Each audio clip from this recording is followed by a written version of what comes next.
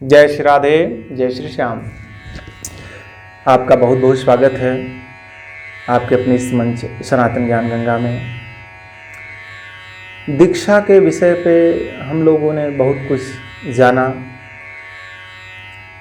आज हम दीक्षा के रहस्य को उद्घाटित करेंगे। शास्त्रों में इसके विषय में, इसके रहस्य के विषय में क्या कहा गया, चाहे वह रुद्रयामल हो, चाहे वह योगिनी तंत्र हो या मेरु तंत्र हो या मंत्र मुक्तावली हो, मत्स्य सूक्त हो, क्या कहा गया दीक्षा के रहस्य के विषय में। दीक्षा को किस प्रकार से प्रमाणित किया गया, इसके रहस्यों को किस प्रकार से उद्घाटित किया गया, यह जानने के लिए आइए हम देखते हैं कि हमारे ग्रंथों में क्या कहा गया दीक्षा के विषय में। आध्यात्मिक जीवन के लिए दीक्षा परम आवश्यक है। दीक्षा के बिना इस जीवन का श्री गणेश होना बिल्कुल असंभव प्रतीत होता है। गुरु से अपनी आध्यात्मिक रुचि के अनुकूल उपासना के लिए मार्ग निर्धारित करवाना, अपने अनुकूल दीक्षा को प्राप्त करना, मंत्र को प्राप्त करना ही दीक्षा है। अथवा अपनी भावना के अनुकूल अपने उपास्य देव के मंत्र को गुरु से ग्रहण करना और उसका पुरस्चरण करके आध्यात्मिक शक्ति को विकसित करना ही दीक्षा है। विभिन्न शास्त्रों में दीक्षा के अलग अलग तात्विक अर्थों को बताया गया। कुछ तंत्र शास्त्रों को आपके सामने रख रहे हैं। रुद्रयामल तंत्र में लिखा गया, ददाति शिवम तदातम्य शृणोति च मलत्रयम् अतो दीक्षेति संप्रोक्ता दीक्षा तत्वार्थ वेदिभिः। अर्थात जो शिव के साथ तदाम्यता देती है और तीनों प्रकार के मल को दूर कर देती है, उसे ही दीक्षा कहते हैं। चाहे वह मानसिक मल हो या शारीरिक मल हो या वैचारिक मल हो, अर्थात तीनों तरीके से हमको पवित्र कर देना। शारीरिक शुद्धि, मानसिक शुद्धि, वाचिक शुद्धि हमारे अंदर आ जाए, यही दीक्षा का पूर्ण अर्थ है, ऐसा रुद्रयामल तंत्र कहता है। आगे हम देखेंगे योगिनी तंत्र की दीक्षा के विषय में क्या कहता है। योगिनी तंत्र में लिखा गया, दीयते ज्ञानमर्थस्य क्षीयते पाशबंधनम अतो दीक्षेति देवेशी कथिता तत्वचिंतकैः मनसा कर्मणा वाचा यत पापम समुपार्जितं तेषां विशेषकरणी परम ज्ञानदायतः तस्माद् दीक्षेति लोकेस्मिन् गीयते शास्त्र वैदिकैः। योगिनी तंत्र में लिखा गया, जिसके द्वारा आध्यात्मिक ज्ञान की प्राप्ति होकर के 8 प्रकार के बंधनों का नाश होता है, उसे तत्वज्ञ लोग दीक्षा कहते हैं। मानसिक, वाचिक और कायिक उपार्जित पापों का नाश कर परम ज्ञान को जो दे दे, वही दीक्षा है।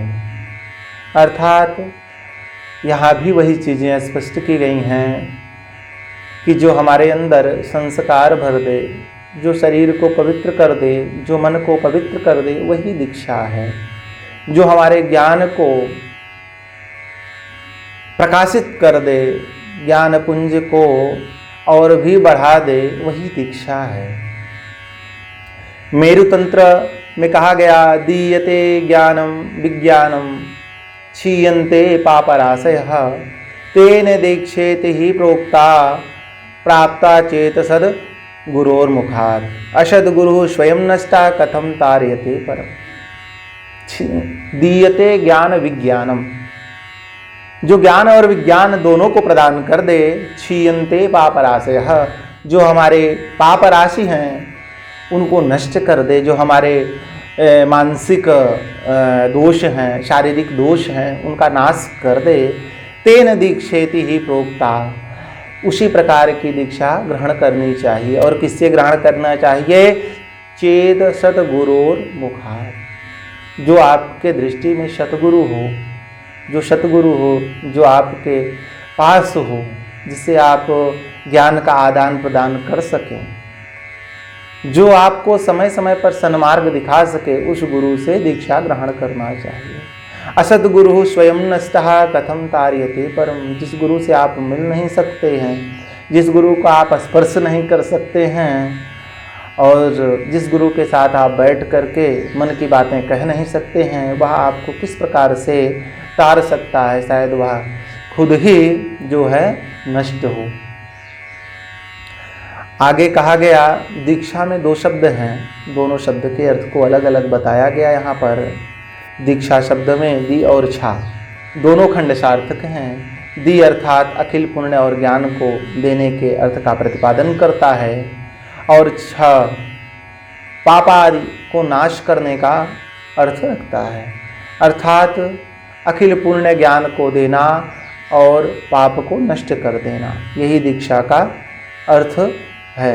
लौकिक विद्या के उपार्जन के लिए जिस प्रकार किसी प्रकार के स्कूल विद्यालय में जाना पड़ता है, उसी प्रकार आध्यात्मिक पारलौकिक विद्या को ग्रहण करने के लिए किसी गुरु की शरण लेना परम आवश्यक है। बिना गुरु की शरण के यह विद्या भी दुर्लभ है, यह प्राप्त नहीं हो सकती। इसलिए उपास्य देव की शरण में और गुरु की शरण में जाने से ही यह विद्या आध्यात्म विद्या प्राप्त हो सकती है।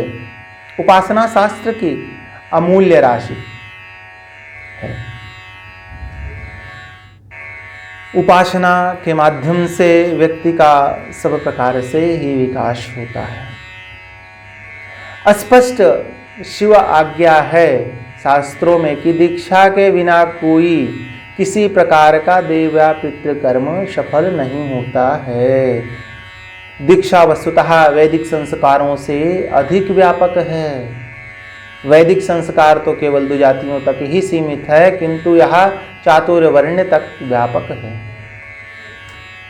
वैदिक संस्कार केवल 2 जातियों तक है, लेकिन दीक्षा असीमित है, यह चारों वर्णों के लिए है, यह सबके लिए है, कोई इससे छूटा नहीं है। इस प्रकार दीक्षा को विभिन्न रूपों में बताया गया है, और इतने से दीक्षा को समझना हम समझते हैं कि पर्याप्त है। और दीक्षा के विषय में कुछ भी कहा जाए वह कम है। दीक्षा एक बहुत ही व्यापक विषय है, जिस पे हम लोग पूरे जीवन अगर परिचर्चा करें तो यह खत्म होने वाली नहीं है। इसलिए दीक्षा के विषय में जितना बताया गया उसी का मनन चिंतन करके हम आगे बढ़ें और सन्मार्ग को प्राप्त करें। जय श्री राम।